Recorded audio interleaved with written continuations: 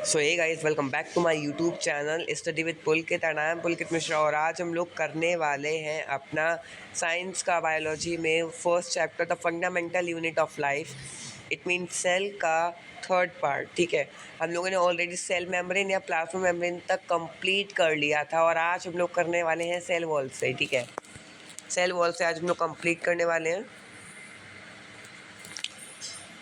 So 1 minute, yeah, this one, cell wall. So if I talk about cell wall, so it is only found in plants. ठीक है, आप इसे सिर्फ plants में ही देख सकते हैं, ये प्लांट्स में ही मिलेगी और बैक्टीरियाज में मिलेगी। जो बैक्टीरियल सेल्स होते हैं ना, उनमें भी सेल वॉल्स मिलती हैं। अब जो सेल वॉल होती है, ये बनी किसकी होती है? सेल वॉल है, ये बनी किसकी होती है? ये जितने भी प्लांट्स होते हैं उनमें ग्लूकोज की बनी होती है। ठीक है, जितने भी प्लांट्स होते हैं उनमें ग्लूकोज की बनी होती है। और बैक्टीरिया में ये जो सेल वॉल होती है, ये पेप्टाइडोग्लाइकन की बनी होती है। किसकी बनी होती है? पेप्टाइडोग्लाइकन।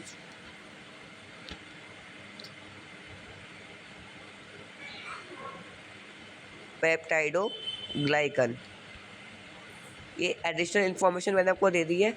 और ऐसे ही फंजाई जो होती है, फंजाई में भी हमारी सेल वॉल होती है जो कि बनी होती है पैक्टिन की।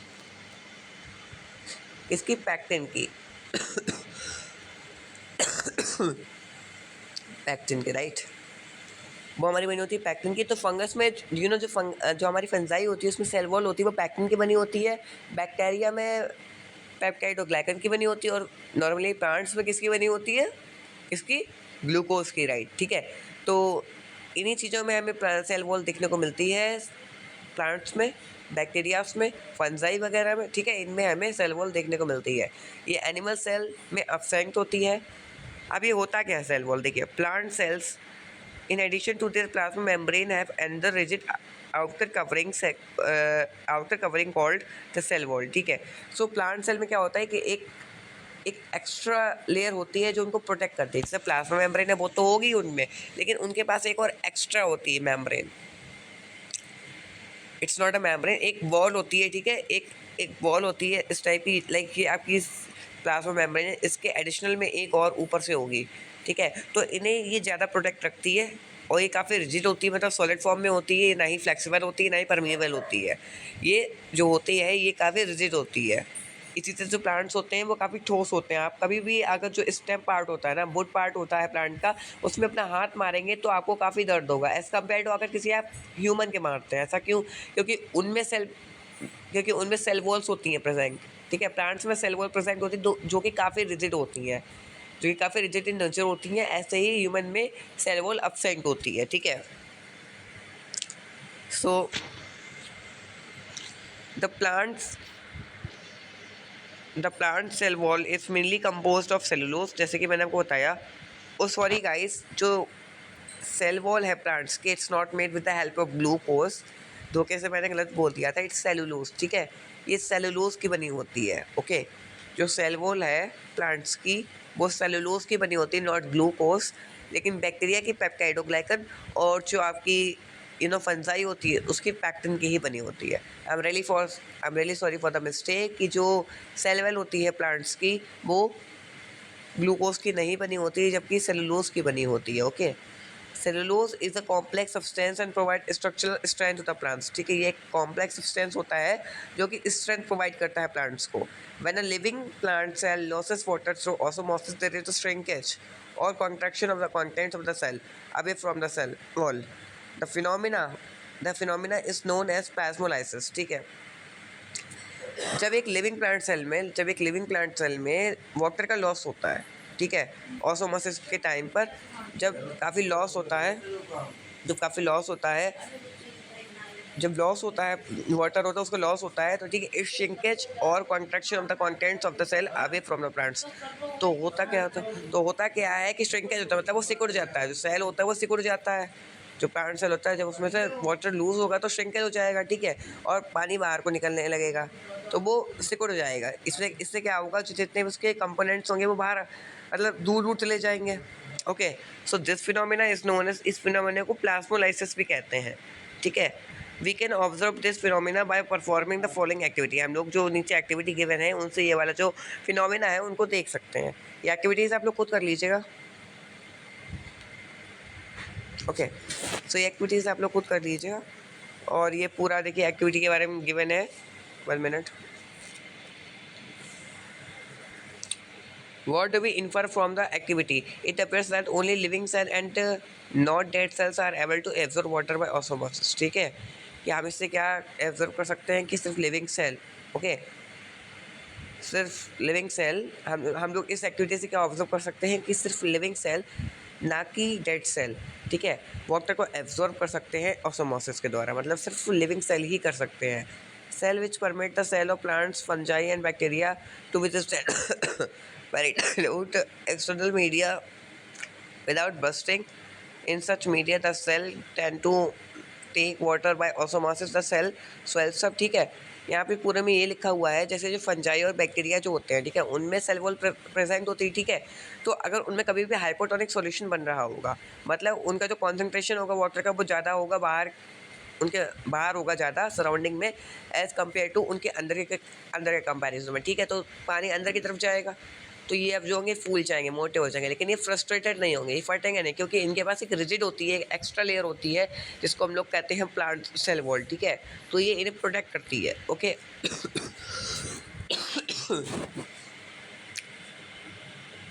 सो अब ऐसे अगर हम लोग एनिमल सेल की बात करें तो एनिमल सेल में डेफिनेटली क्या होगा कि उनमें सिर्फ प्लाज्मा मेम्ब्रेन प्रेजेंट होती है। तो प्लाज्मा मेम्ब्रेन के प्रेजेंट होने के कारण वो फ्रस्ट्रेटेड हो सकती है, क्योंकि प्लाज्मा मेम्ब्रेन एक सिलेक्टिवली परमेबल मेम्ब्रेन होती है और काफ़ी परमेबल होती है, ठीक है। मतलब काफ़ी वो एक तरीके से हम उनको दबा सकते हैं, बहुत ही रिजिड नहीं होती है नेचर में, काफ़ी फ्लेक्सिबल होती है, right. Alright,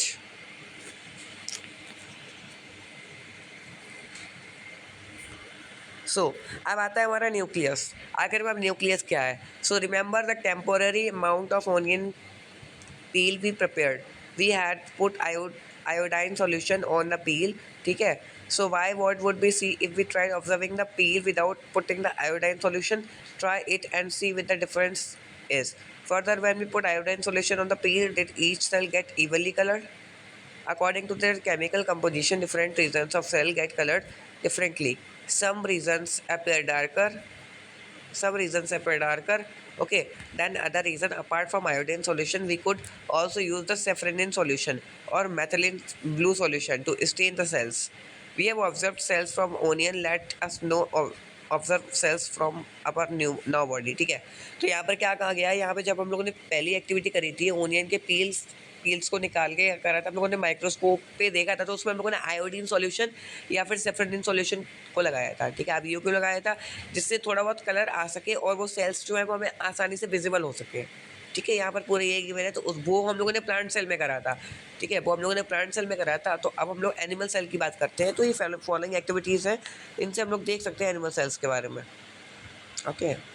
so I hope कि आप ये एक्टिविटीज़ खुद कर लेंगे, राइट, क्योंकि अभी इतना टाइम नहीं है कि मैं एक्टिविटीज़ भी आपकी सारी करवाऊँ, अभी बहुत सिलेबस है, राइट। और कल बेसिकली जो क्लास 9th है CMSSS में उनका साइंस का टेस्ट है,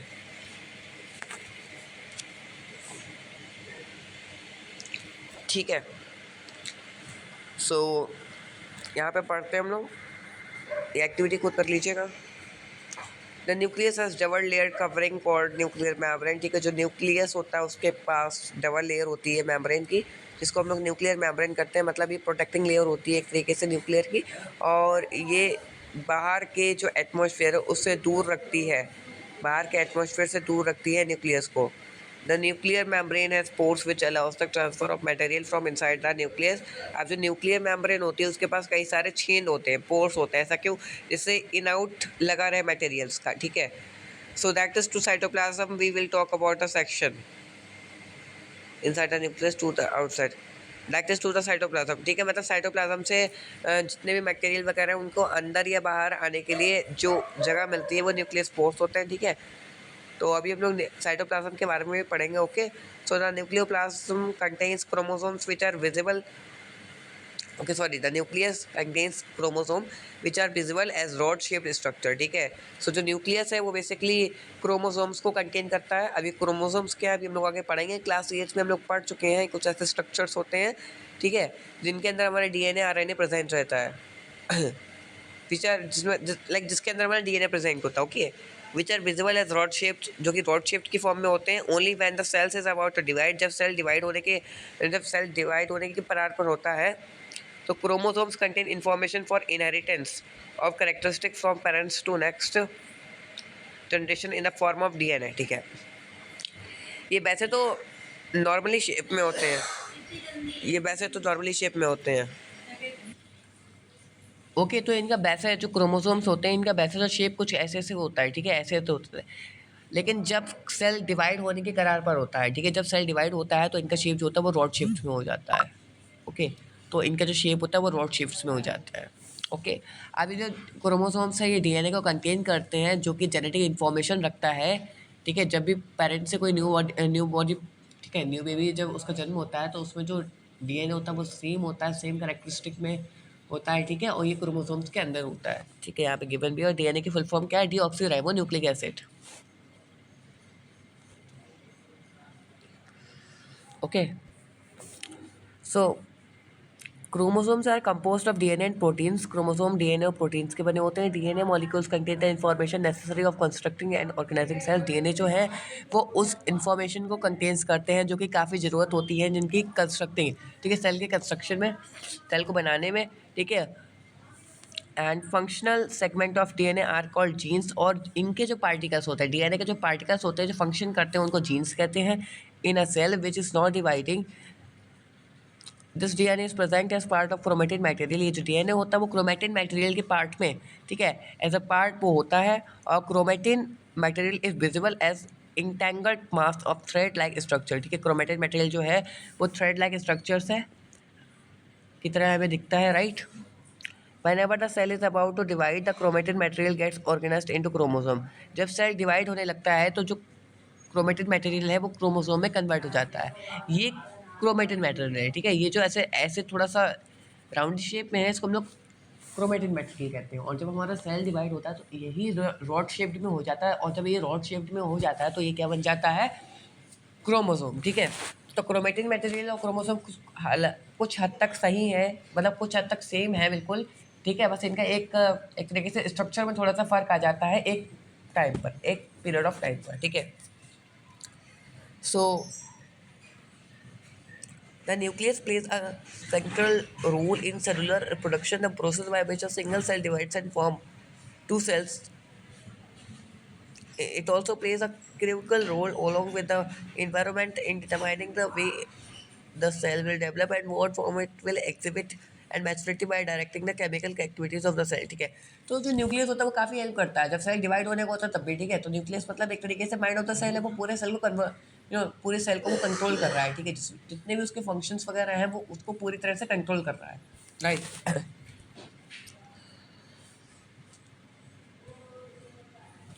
So in some organism like bacteria, the nuclear region of the cell may be poorly defined due to the absence of nuclear membrane, ठीक है। कुछ कुछ ऐसे ऑर्गेनिज्म होते हैं जैसे बैक्टीरिया वगैरह हो गया, राइट, तो उसमें काफ़ी गंदा होता है न्यूक्लियस जो सेक्शन होता है वो काफ़ी गंदा होता है। ऐसा क्यों? क्योंकि उसमें न्यूक्लियर मेम्ब्रेन जो होती है तो अब्सेंट होती है, पूरली बेड होती है, ठीक है। मतलब न्यूक्लियर मेम्ब्रेन जो उसकी आउटर कवरिंग है न्यूक्लियस की वही अब्सेंट रहती है या फिर बहुत गंदी सी बनी होती है। उससे क्या होता है, such as undefined nuclear region containing only nucleus acid is called a nucleoid, ठीक है। तो ये क्या होता, देखिए अब क्या होता है, ये जो न्यूक्लियर मेम्ब्रेन जब ये अब्सेंट रहेगी तो अंदर का जो न्यूक्लियस है, ठीक है, जितना भी अंदर का लिक्विड होगा, जितने भी हमारे न्यूक्लियर मेम्ब्रेन के अंदर का लिक्विड वगैरह होता है वो होगा वो यू नो पूरे में फैल जाएगा। और एक तरीके से हम ये कह सकते हैं कि और इसी जो लिक्विड अंदर को होता है इसको हम लोग न्यूक्लियोइड भी कहते हैं, ठीक है। Such organism who cell lack a nuclear membrane are called prokaryotic cell, ठीक है। जिनके सेल्स में न्यूक्लियर मेम्ब्रेन नहीं होती है तो उनको हम लोग प्रोकैरियोटिक सेल कहते हैं। जिनके पास न्यूक्लियर मेम्ब्रेन प्रेजेंट होती है उनको हम लोग यूकैरियोटिक सेल कहते हैं, ठीक है। सो दो टाइप्स के सेल है, prokaryotic cell and eukaryotic cell. Prokaryotic cells are something in which they do not have the nuclear membrane, and the eukaryotic cells are something in which they have the nuclear membrane, ठीक है। For example, we have nuclear membrane, that's why we are a eukaryotic, that's we have a eukaryotic cells, ठीक है। While bacteria which do not have the nuclear membrane, So it means that they are prokaryotic, and they have prokaryotic cells. Okay. So organism with a cell having a nuclear membrane are called eukaryotic. I already told you. So prokaryotic cells also lack most of the other cytoplasmic organelles. तो ये जो prokaryotic cells होते हैं इनमें nuclear membrane तो absent ही होता है, साथ ही साथ जो साइटोप्लाज्म में और ऑर्गेनल्स या फिर और कंपोनेंट्स होते हैं सेल के, ठीक है, वो भी अब्सेंट होते हैं अधिकतर। अब मतलब जितने ऑर्गेनल्स यूकैरियोटिक सेल में प्रेजेंट होते हैं उतने ऑर्गेनल्स प्रोकैरियोटिक सेल में थोड़े मतलब प्रेजेंट रहते हैं, लेकिन ज़्यादातर एब्सेंट रहते हैं। ऐसा क्यों? क्योंकि वो प्रोकैरियोटिक सेल है, उनमें न्यूक्लियर मेम्ब्रेन भी एब्सेंट है, तो अच्छे से फंक्शन नहीं हो पाता है। Many of the functions in such organelles are also performed by the poorly organized parts of the cytoplasm. ठीक है, आप तो साइट प्रोकैरियोटिक सेल है, आप उसमें जब सारे ऑर्गेनल्स नहीं होंगे तो साइटोप्लाज्म को ही कैसे ना कैसे करके उसके अदर अदर फंक्शंस करने होंगे, ठीक है, तो वो किसी तरह से उनके अलग अलग फंक्शंस करता है।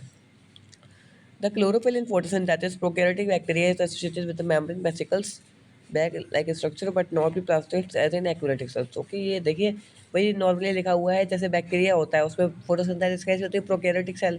अब ये प्रोकैरियोटिक बैक्टीरिया है, ठीक है, मतलब उसमें प्रोकैरियोटिक सेल होता है तो फोटोसिंथेसिस में भी काफ़ी मतलब एक तरीके से चेंजमेंट आता है।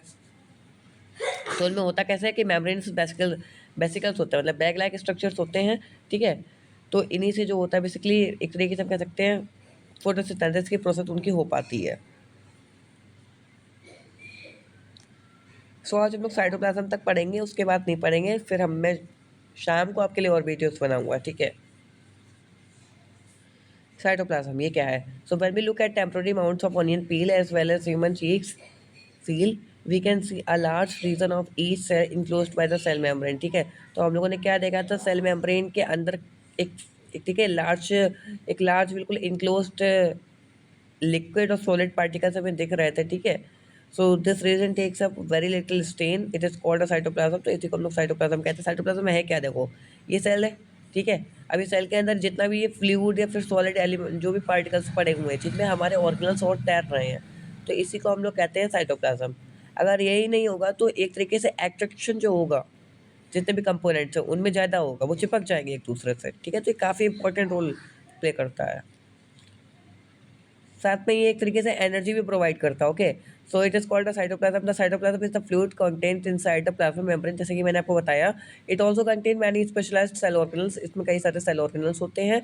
Each of these organelles perform a specific function for the cell. ये सभी जो ऑर्गेनल्स होती हैं वो सेल के लिए एक स्पेसिफिक फंक्शन परफॉर्म करते हैं। तो cell organelles are enclosed by membrane in prokaryotic. Cell organelles जो होते हैं वो इंक्लोज्ड होते हैं, ठीक है। Cell organelles are enclosed by membrane. Cell organelles जो होते हैं वो इंक्लोज्ड होते हैं मेम्ब्रेन से। Okay, so in prokaryotic beside the absence of defined nuclear region, so prokaryotics में, ठीक है, प्रोकैरियोट्स में क्या होता है कि उनके पास अनडिफाइंड न्यूक्लियर रीजन तो होता है, लेकिन the membrane bound cell organelles are also absent. और मेम्ब्रेन बाउंड सेल्स जो होते हैं वो भी एब्सेंट होते हैं, ठीक है। मतलब किसी की अपनी एक न्यूक्लियर एक तरीके से मेम्ब्रेन्स नहीं है, जैसे न्यूक्लियर की मेम्ब्रेन नहीं है, ऐसे ही जो माइटोकॉन्ड्रिया होगी उसकी मेम्ब्रेन नहीं है एक तरीके से, ऐसे। Okay, so on the other hand, the eukaryotic cells have nuclear membrane as well as membrane enclosed organelles, ठीक है। ऑन द अदर हैंड अगर दूसरी तरफ देखी जाए, ठीक है, दूसरी तरफ देखी जाए तो the eukaryotic cells have nuclear membrane. जो यूकैरियोटिक सेल्स होते हैं उनके पास न्यूक्लियर मेम्ब्रेन होती है और अदर मेम्ब्रेन्स भी होती हैं, ठीक है। So the significations of membranes can be illustrated with the example of virus. तो हम लोग एक तरीके से जो सिग्निफिकेशंस होता है मेम्ब्रेन का वो देख सकते हैं अगर हम वायरस का एग्जांपल है, क्योंकि वायरस में कोई सी भी मेम्ब्रेन नहीं होती, इसलिए वायरस जो होता है वो अपना शेप कैसे भी चेंज कर सकता है, ठीक है। और virus lakhs any membrane and hence do not show characteristic of life until they enter a living body and use its cell machinery to multiply, ठीक है। तो वायरस में जब कोई मेम्ब्रेन नहीं होती है तो मतलब इसको हम लोग डिफाइन नहीं कर सकते that it's a living organism और we can say it's non living, ठीक है। अगर वो नॉन लिविंग में आ जाए तो नॉन लिविंग वो कैरेक्टरिस्टिक शो करने लगता है, वहीं पर अगर वो लिविंग्स में आ जाता है तो वो लिविंग फॉर्म के कैरेक्टरिस्टिक शो करने लगते हैं, ठीक है। डिपेंड अपॉन सिचुएशन से। तो